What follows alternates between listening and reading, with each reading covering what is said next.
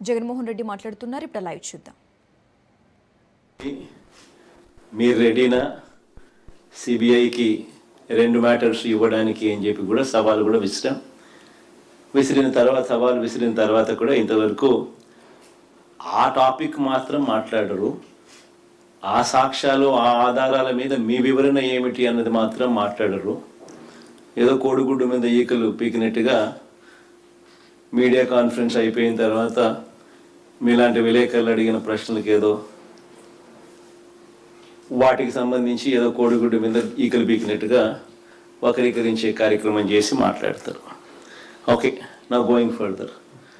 ఆ రోజు చెప్పడం జరిగింది, ఈరోజు నెక్స్ట్ వీక్లో రాష్ట్రంలో ఉన్న కరువుకు సంబంధించిన విషయాల మీద, కరువు తీవ్రత, కరువు పరిస్థితి, గవర్నమెంట్ కరువు ఉన్న సమయంలో ఏ రకంగా స్పందించాల్సిన రీతిలో స్పందించకుండా ఉండి రైతులను ఏ రకంగా ఇబ్బంది పెడతా ఉంది అనే అంశం మీద ఒక టాపిక్ అయితే, రెండో టాపిక్ బీసీలకు సంబంధించిన రిజర్వేషన్లకు సంబంధించి చంద్రబాబు నాయుడు గారు చేస్తూ ఉన్న డ్రామా. అసలు బీసీలకు నిజంగా ఎవరి హయాంలో మంచి జరిగింది అన్నది వాస్తవాలతో కూడిన సమగ్రమైన వివరణ. మూడో విషయం, రాష్ట్రాన్ని ఈరోజు కాటేస్తూ ఉన్న గంజాయి సమస్య. ఏకంగా పోలీసులే గంజాయి అమ్మడానికి, గంజాయి విక్రయించడానికి, గంజాయితో డీల్ చేయడానికి ఏకంగా పోలీసులే పాత్రదారులై రాష్ట్రంలో ఏ మాదిరిగా దిగజారిన పరిస్థితులు కనిపిస్తూ ఉన్నాయో వాటికి సంబంధించిన వాస్తవాలు విషయాల మీద మూడో సబ్జెక్టు ఈరోజు టచ్ చేస్తా. మొదటి సబ్జెక్టుకి సంబంధించి కరువుకు సంబంధించి కరువుతో మొదలెడదాం.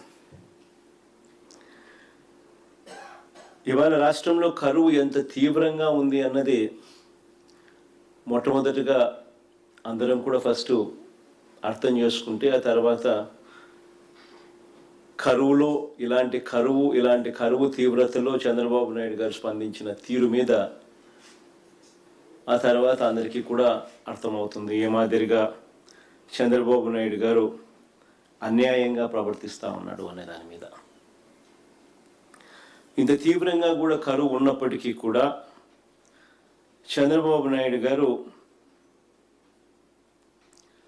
ఆ కరువు ఇంత తీవ్రంగా ఉంది అని చెప్పి దానికి సంబంధించిన డేంజర్ బెల్స్ మోగుతూ ఉన్నా కూడా ఆయన దగ్గర నుంచి స్పందన కనిపించిన పరిస్థితి ఈరోజు రాష్ట్రంలో ఉంది. ఇవాళకి రాష్ట్ర వ్యాప్తంగా వర్షపాతం లోటు అంటే జూన్, జూలై, ఆగస్టు నెల 25, 26 తారీఖుల దాకా తీసుకుంటే, జూన్, జూలై, ఆగస్ట్ 25, 26 తారీఖుల దాకా తీసుకుంటే -52% రాష్ట్రంలో ఈరోజు వర్షపాతం లోటు.